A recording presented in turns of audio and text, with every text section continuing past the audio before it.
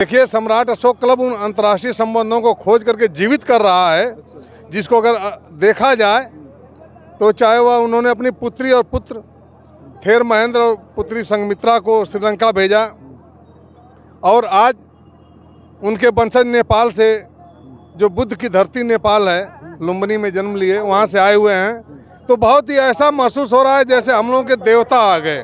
जगदेव बाबू ये अशोक की आत्मा, रण के विजय योद्धा, शांति चक्र के धर्म प्रवर्तक, शक्ति पुरोधा, ऊट धरा से पहुंच शिखर आकाश बन गए, दुनिया देखती रही ये इतिहास बन गए, दुश्मन देखते रहे ये इतिहास बन गए। भाई कौन उनकी पीढ़ियां आप देख लीजिए, हेमंत सोरेन, हेमंत सोरेन गए, शिबू सोरेन गए, लालू यादव गए, तेजस्वी की बारी है, इधर अखिलेश की बारी है।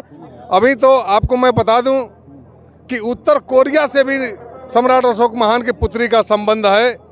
मतलब इतनी उम्र में कभी आपने सोचा था कि कभी दीदार होगा, कभी हम निहारेंगे सम्राट अशोक की पुत्री के वंशज को, परमानंद शाह के जी? नहीं, सोचे नहीं थे। लेकिन बहुत खुशी है कि हम लोग आज उनके वंशज को अपने आंखों से देख रहे हैं और सुन रहे हैं। बहुत खुशी की बात है। इनके चेहरे को देख करके आपको लगेगा पूरा का पूरा जो इनका रोंगटा है भरभरा गया है, और ये हमारे साथ भी हो रहा है ऐसा।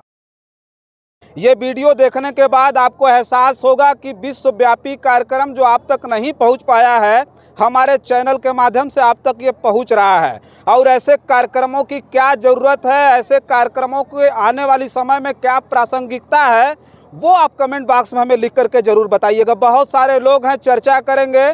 आज ऐतिहासिक कार्यक्रम में बड़ी शख्सियत का आवागमन हुआ है। सम्राट अशोक महान, जिनको विश्व विजयी कहा गया, उनकी बेटी चारुमती के वंशज परमानंद शाह के आज इस कार्यक्रम के मुख्य अतिथि हैं, जिनको देखने के लिए देश और दुनिया के लोग यहाँ उपस्थित हुए हैं।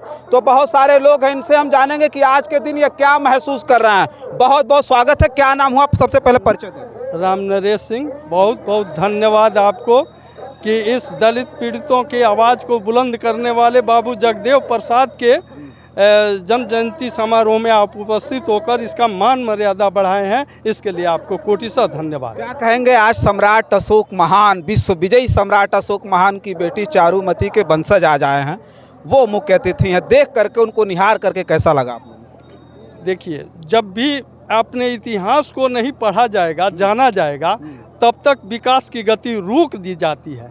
ये ऐसे महान व्यक्ति हैं जिसको दुनिया जानती है। बुद्ध के एक परम शिष्य हैं, और बुद्ध और सम्राट अशोक ही ऐसे दो व्यक्ति हैं इस भारत के अंदर जिनका नाम संयुक्त राष्ट्र संघ में भी फोटो सहित लिखा है। केवल दो ही आदमी हैं, तीसरा यदि किसी का लगेगा भी तो वह निश्चित रूप से अम्बेडकर होंगे, जो आज तो ये जो बुद्ध हैं, इनके दो ही अभी परम शिष्यों में से, राजनीतिक शिष्यों में से दो ही हैं।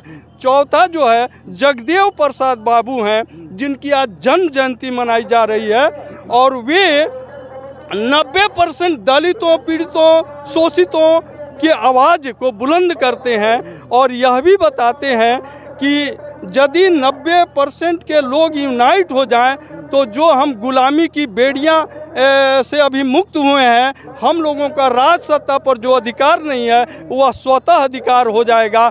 और इसी पर हम कहेंगे कि ये अशोक की आत्मा, जगदेव बाबू, ये अशोक की आत्मा, रण के विजय योद्धा, शांति चक्र के धर्म प्रवर्तक, शक्ति पुरोधा, ऊट धरा से पहुंच शिखर आकाश बन गए, दुनिया देखती रही ये इतिहास बन गए, दुश्मन देखते रहे ये इतिहास बन गए।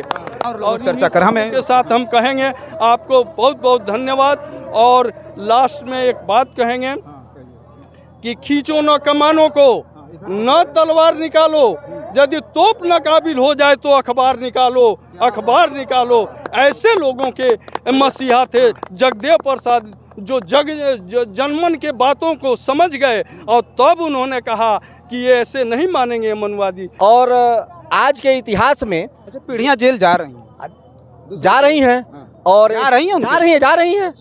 अरे भाई कौन उनकी पीढ़ियां आप देख लीजिए, हेमंत सोरेन गए, शिबू सोरेन गए, लालू यादव गए, तेजस्वी की बारी है, इधर अखिलेश की बारी है। तो ये उनकी ही तो पीढ़ियां है, यही तो 85 के लोग हैं। और अब भारतीय जनता पार्टी का ये 24वां जो वर्ष आ रहा है, 2024 आ रहा है, इसी में इसका अंत है। ये भारतीय जनता पार्टी कहाँ लिया ला दिया आप, हम पूछ रहे हैं जगदेव बाबू, तो आप भारतीय जनता ये पार्टी मनवादी नेता है, इसीलिए नेताओं से बात। ये मनवादी व्यवस्था के जो लोग शासन में बैठे हैं, इनका अंत है। अच्छा, मनवादी हैं? हाँ, एकदम मनवादी हैं। अगर ये मनवादी नहीं होते हैं तो ये राम को पैदा कर रहे हैं, ये राम का प्राण प्रतिष्ठा करवा रहे हैं। अरे मोदी जी, कम से कम देश की जनता का प्राण प्रतिष्ठा करवाते तो विश्व में आपका नंबर 1 का ख्याति होता। हाँ, और लोग हैं, बात कर लें। जी आप एकदम राजनीति की तरफ ले गए, इसलिए हम आपको रोक रहा है।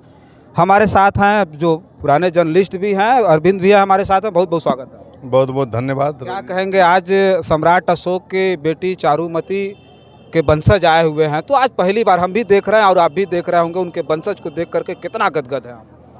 देखिए, सम्राट अशोक महान के पुत्री चारुमती के 28वें वंशज आज हमारे भारत की इस भूमि पवित्र गाजीपुर जनपद की लठिया महोत्सव में आए हुए हैं। मैं उनका बहुत ही भाव विभोर दिल की गहराइयों से हार्दिक स्वागत वंदन करता हूं।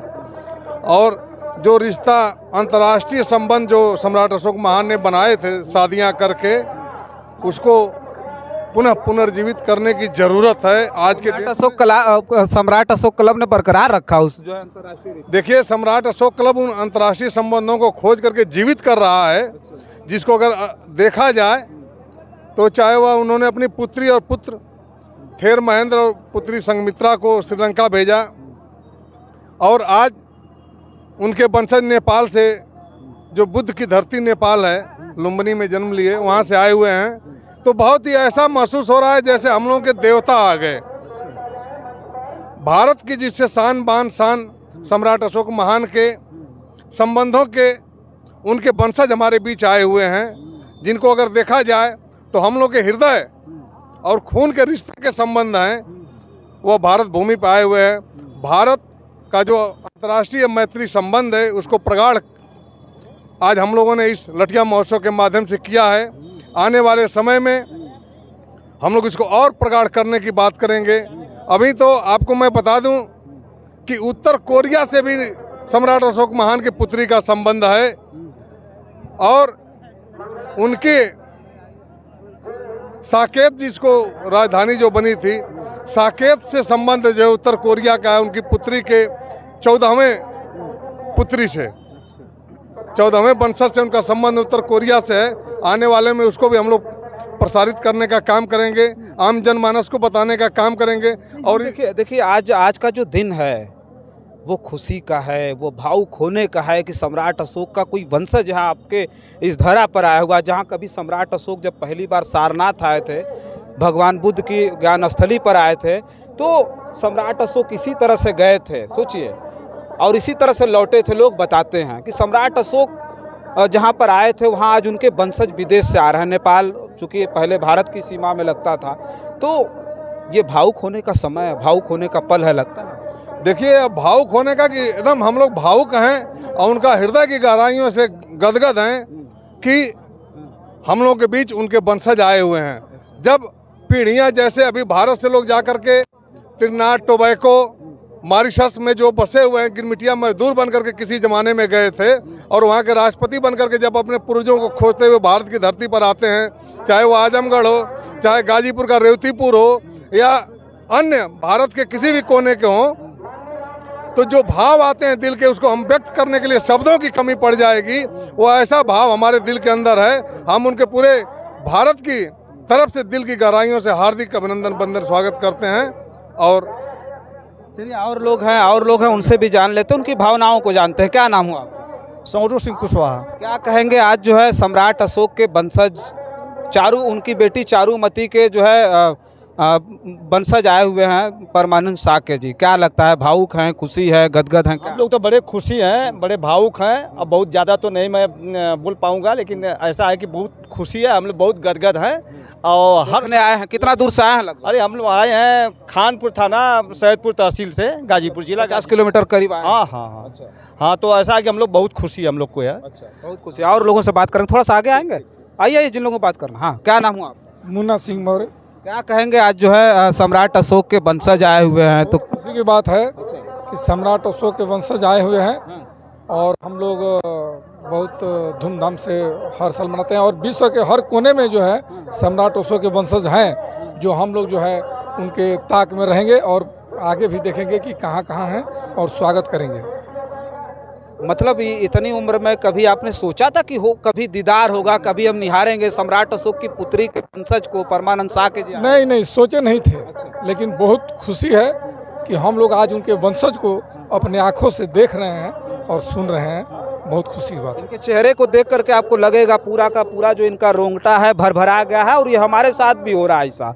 और लोग आज जिनको बात करना थोड़ा सा आगे आइए, हम बात कर लेंगे। और लोग आइए, क्या नाम हुआ आपका? इधर आइए, इधर है। क्या नाम हुआ? राम पूजन सिंह साक्य। कहाँ से आए? कैमूर जिला से आए हैं। कैमूर बिहार से आए? जी जी जी। आज सम्राट अशोक महान की जो बिटिया थी चारुमती, उनके वंशज आए हैं, तो कैसा लग रहा है आपको? खुशी हो रही है? हम लोग गौरवान्वित हो रहे हैं कि सम्राट अशोक के वंशज का मन दिख से हम लोग तो है वंशज हैं और उनके माने रिश्तेदार और उनके जो खून का लगाव है, दर्शन करके हम लोग बहुत आह्लादित हो रहे हैं दिल से और गौरव महसूस कर रहे हैं। देखिए ये पीछे जो देख रहे हैं ये सम्राट अशोक की वो लाट लगाई गई है और बगल में सम्राट अशोक ने खुद लाट लगवाई थी। उन्होंने पूरे विश्व भर में 84,000 शिलालेख लिखवाए थे, उसमें एक यहाँ जो है सम्राट अशोक की लाट जमनिया में है और वहीं ये कार्यक्रम संपादित हो रहा है। सोचिए कि वो सम्राट अशोक जिन्होंने धम्म के प्रचार और प्रसार के लिए अपने सबसे प्रिय बेटे ये महेंद्र और संघमित्रा जो पढ़ाई लिखाई के लिए भी राजभवन से बाहर नहीं निकले थे, सम्राट अशोक ने कहा था धम्म की जो है ये संदेश को पहुंचाने के लिए, धम्म के प्रचार और प्रसार के लिए एक चीवर में उनको यहाँ से निकाला था और बोला था कि वहाँ जाओ जहाँ सभ्यता नाम की कोई चीज़ नहीं थी।